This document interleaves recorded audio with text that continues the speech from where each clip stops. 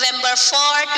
2024 na kung saan sa ngayon po ay patuloy pa rin natin na binabantayan ang bagyong si Mars na nasa silangan na po ng Northern Samar, about 679 km east away na taglay ang lakas ng hangin na umaabot po sa 95 km per hour habang mabilis pa rin ang pagkilos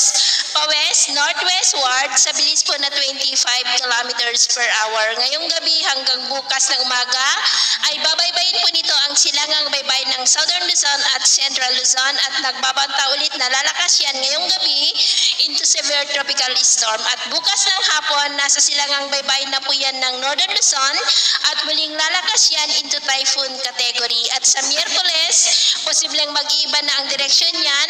hindi na po makakakilos pataas dahil sa presensya ng lumalakas ng amihan sa taas at kikilos na po yan pa-westward na malaking banta po dito sa northern part ng Northern Luzon, lalo na po dito sa may Cagayan, Babuyan Islands at Ilocos Norte. Pero posible pa po ang mabigla ang pagbabago kaya patuloy po tayong mag-antabay sa mga susunod po na updates, lalo na at nandyan pa rin sa karagatan ang bagyo. At sa lagay po ng ating panahon, ngayong hapon ay maulap ang kalangitan with isolated light to heavy rain sa malaking bahagi po ng Mindanao, Negros, Southern Cebu, Bohol, Leyte, ilang bahagi po ng Samar, Bicol Region, Mindoro Provinces, Marinduque, Batangas, Quezon, Tarlac, Nueva Ecija, Ilocos Region, Cordillera at ilang bahagi po ng Cagayan Valley.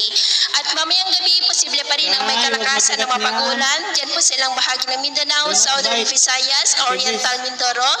Camarines Provinces, Tarlac, Zambales, Cordillera at ilang bahagi ng Cagayan. Kaya mag-ingat pa rin po tayo sa mga banta pa rin ng mapagbaha at pagguho ng lupa. Ito naman pong mga baybayin.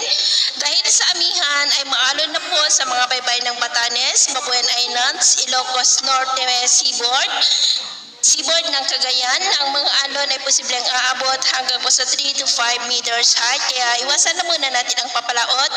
dyan sa mga may kulay pula, lalo na po sa ating mga kababayan na mangingisda na gumagamit po ng maliliit na bangka para po mas makaiwas sa mga sakunang